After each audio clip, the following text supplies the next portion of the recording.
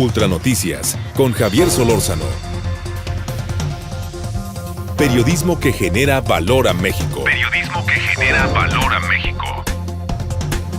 El doctor Jorge Trasloceros es investigador de la UNAM y colaborador de este periódico al que hago referencia, La Razón, que se publica particularmente en la Ciudad de México. Gracias, Jorge, que tomas la llamada. Buenas tardes.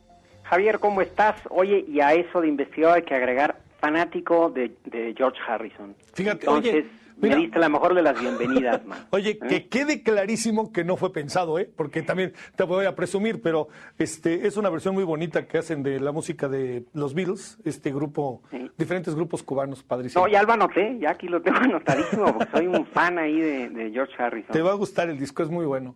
Qué bueno. A ver, Jorge. Dime. Hubo dos cosas o tres ahí que me llamaron la atención. Una, que cuando hablamos del caso Nueva Jerusalén, hay dos o tres cosas que dices en tu artículo que me llaman la atención. Uno, sí, estos sociólogos de la religión que andan vueltos locos. Sociólogos, perdón. Dos, ajá, libertad de enseñanza. Sí. Y tres, libertad de, pues auténticamente, de decidir la religión que tú quieras. A ver, cuéntanos un poco de tu artículo y a lo mejor eso puede echarnos a andar la discusión para que el público y yo podamos entender mejor qué pasa en Nueva Jerusalén. Mira, los hechos ya son muy conocidos, ¿no? Hay un grupo de ciudadanos mexicanos que por medio de la violencia impiden no solamente la entrada de la educación, esto es lo que ahorita está en las notas, pero llevan casi 40 años impidiendo la entrada de hospitales, de clínicas, es decir, de los servicios a los cuales una ciudadanía normalmente tiene derecho.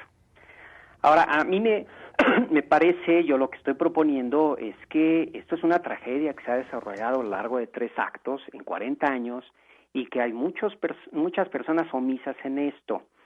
Mira, el primer acto hay que situarlo no hace 40, sino hace 50 años, cuando la Iglesia Católica emprende la concelebradísima reforma a través del Concilio Vaticano II. No todos pudieron aguantar el ritmo de la reforma y ciertas minorías, como sucede en los posconcilios, yo soy historiador, en fin, a esto me dedico, se bajaron de la Iglesia, bajaron de la reforma, y el caso muy conocido es Lefebvre, pero no es el único. Ahí surgieron grupos por muchos lados en México también, y uno de estos grupos lo forma el sacerdote cismático Nabor Cárdenas, quien en 1973 funda esta comunidad de la Nueva Jerusalén, ¿sí? Es la primera parte.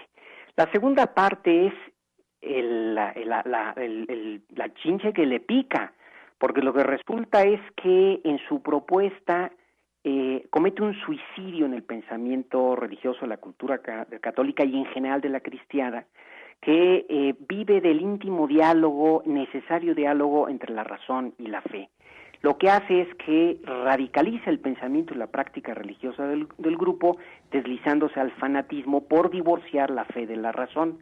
Y así generan un discurso catastrofista. Le llaman apocalíptico, pero no es catastrofista. Uh-huh. Él sería el líder de un grupo religioso formado por elegidos. En fecha próxima llegaría el fin del mundo y solo ellos se salvarían. Toda influencia del exterior sería considerada siempre como negativa. Ahora, siguen un patrón muy común desde los movimientos cismáticos milenaristas dentro del cristianismo, que suelen ser fanáticos, puritanos y violentos. Esto sucede durante 40 años y parece que nadie se daba cuenta. Hay testimonios previos, tú lo sabes mejor que yo, y así llegamos a este tercer acto. No llega el fin del mundo, Papá Nabor sí se muere, y ahorita hay 2 líderes confrontados entre sí por el control de este pequeño grupo. Estamos hablando de menos de 3,000 personas. Están en proceso de desintegración y desaparecer, y solo pueden reaccionar del modo en que nacieron y que lo saben hacer, es decir, se consideran los elegidos y ven en el enemigo, el ajeno es el enemigo a vencer. Ahora, aquí está yo creo que la clave del problema, porque para legitimarse frente a sus comunidades, cada líder tiene que demostrar que es el verdadero seguidor de Papá Nabor, y por lo tanto toman actitudes radicales. Uno de ellos se encontró en las escuelas de educación laica, pública, que son para todos los niños de este país, bendito sea Dios, ¿verdad?, el pretexto para hacerse más fuerte, más radical frente al grupo. En mi opinión, estamos ante una situación de profundo sufrimiento humano, de una tragedia que puede terminar muy mal, pero que todavía se está a tiempo de escribir un final, si no feliz, por lo menos distinto, Javier. Y a mí me parece que las autoridades, si ya han sido omisas durante 40 años, que tomen su responsabilidad y se dejen de tirar la bolita unos a otros, ¿no? Hay mucho dolor ahí, hay sufrimiento. Esa es la hipótesis que yo estoy manejando y me parece que los hechos convalidan la hipótesis. Oye, Jorge, tras los ceros, a ver, déjame plantearte, ahí ha gobernado, hasta donde entiendo, a lo largo de décadas el PRI, ¿verdad? Sí, pero con el contubernio de Papá Nabor, uno de sus videntes, siempre aparecen videntes, hablaba con el espíritu de Lázaro Cárdenas. Y él es el que les decía que lo correcto era votar por el PRI. Yo me digo que dejar otra cosa, ¿no? Bueno, además, oye, ¿y esto desde cuándo, Papá Nabor, desde cuándo tiene este peso tan fuerte? Mira, Papá Nabor, surge esto, una vidente, una viuda, que se le aparece la Virgen del Rosario y le dice que vaya con el cura del pueblo de Junto, que era Papá Nabor. Esto empieza en 1973. Papá Nabor muere, no te puedo decir la fecha precisa, pero muere hace poco, y es entonces que se cinde la comunidad, ¿sí? Entre un apóstol, San Martín de Tours, y otro apóstol, San Santiago, que empiezan a pelearse por el control del grupo. Fue un grupo que llegó a tener 10,000 seguidores y ahorita tiene nada más 3,000. Sí estamos ante la desintegración de este grupo, eso es lo que yo creo. Y eso causa muchísimo dolor, causa mucho sufrimiento y tienen que reaccionar pues como han vivido, a través de un discurso catastrofista y desarrollando un pensamiento totalmente peleado, se agarra cachetadas con la razón. Esto es lo que genera el fanatismo. Oye, la entrada de la Policía Federal, ¿qué resuelve? Si es que resuelve algo, Jorge. Mira, yo creo que esto es, digamos, de librito, ¿no? Sí. Primero, el que se debe responsabilidad es el gobierno del Estado, sí, porque ahí es donde está el problema. Hasta donde tengo noticia no se han cometido delitos federales. De llegarse a cometer delitos federales debe intervenir entonces ya la Procuraduría Federal. Yo creo que la fuerza pública, la que sea, con mucho tiento y cuidado, sí debe intervenir para separar a los grupos beligerantes. Mientras no se puedan pegar, no hasta así. Ahora, ahí hay un problema. Están buscando sangre, quieren muertos, porque es una forma en que estos líderes se legitiman a sí mismos. Uf. Mientras más radical eres, mientras más fuerte te manifiestas, entonces justificas que eres el elegido. Es un laberinto, ¿sí? Es un laberinto en el cual pues ya están encerrados. Pues yo creo que con mucho tiempo sí debería haber alguna forma de intervención. Ya había una negociación de que fueran a la escuela del pueblito de Junto. Evidentemente no se puede porque hay una amenaza cierta de violencia, ¿sí? Yo creo que en este momento la intervención abierta de la fuerza pública difícilmente soluciona algo, al contrario, les da vuelo a cualquiera de los dos grupos, ¿eh? Oye, ¿por qué Policía Federal y no Policía Estatal? Yo creo que debería ser la estatal. Esa es mi hipótesis. Yo creo que el gobierno debe tomar cartas en el asunto. Si solicita el apoyo de la federal, bueno, ya es otro asunto. Ahora, yo creo que más que de fuerza pública es de inteligencia pública, y es lo que yo creo que ha faltado a lo largo de estos 40 años que han dejado crecer el problema, ¿no? Es decir, ¿cómo separas estos grupos? La tienen buena, ¿eh? Sí, claro. Oye, pero además hay una cosa, Jorge, como decías hace rato, y déjame insistir en ello. Pues digamos, tienen que ir a clase los niños. Es una opción de vida para un país que se quiere transformar, incluso para una comunidad, ¿no? Pues ahora es una necesidad primaria, tanto como, sí, como ¿no? comer como o como claro, respirar, ¿no? Claro. Pero además esto constituye, hay delitos claramente que se están cometiendo constantemente en contra de la población de la Nueva Jerusalén. Estos contubernios, y aquí pasamos a un punto que me parece muy importante, estos contubernios entre grupos de poder y autoridades constituidas, sean religiosos o no religiosos, mira, no llevan a nada bueno. Ahorita hay desgarramiento de vestiduras porque se quiere asociar el fanatismo religioso con impedir las clases.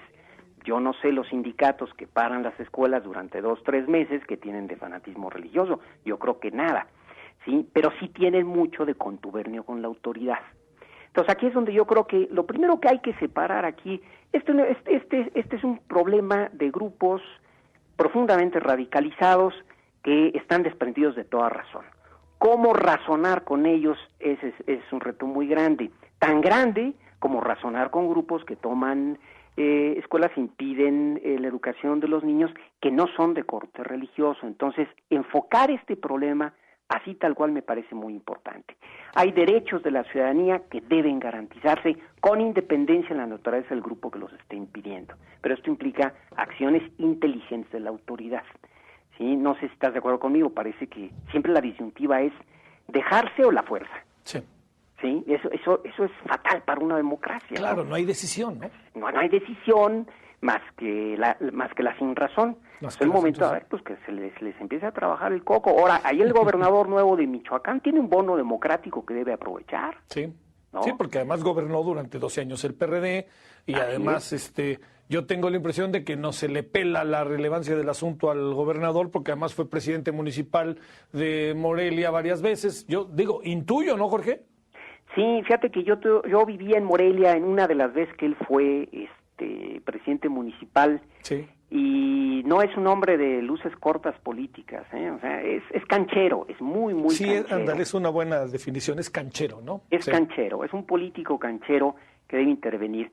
Ahora, mira, yo agradezco mucho esta llamada, Javier, porque yo sí creo que el manoseo mediático, pero sobre todo el manoseo de cierta opinocracia nacional, perdón que hable así, pues yo soy profesor, entonces no te preocupes. Hablo así abiertamente, ¿no? No ayuda, ¿ves? No ayuda porque siendo un problema claro de una comunidad que no ha sido atendida, que se ha dejado crecer un problema, se empieza esto, un problema local, a llevar como si fuera un problema nacional entre el Estado y las religiones y las iglesias, y eso nada nos va a ayudar tampoco, Yo creo que hay que mesurar mucho el análisis, hay que ubicarlo muy bien. Estamos ante una pequeña comunidad. En México, estos grupos afortunadamente no son una constante, ¿sí? Y siempre son comunidades muy marginadas y dejadas de la mano del Estado por contubernios políticos. El otro que tenemos clarísimamente, San Juan Chamula. Sí. ¿Sí? En donde lo que hay de fondo pues no son más que intereses de caciquismos regionales poderosos, que en el caso de la Nueva Jerusalén, en mi opinión, pues ya se gastaron, ¿no? Jorge, gracias que tomaste la llamada. Buenas tardes. Al contrario, muchas gracias, Javier. Un abrazo. Estamos para servirles, Ahí te buscaremos pronto de nuevo. Sale. Hasta luego. Adiós, Jorge. Que viva George Harrison. Muy bien. Jorge Trasloceros, doctor, investigador de la UNAM. Entra a ultra.com.mx. Información en tiempo real.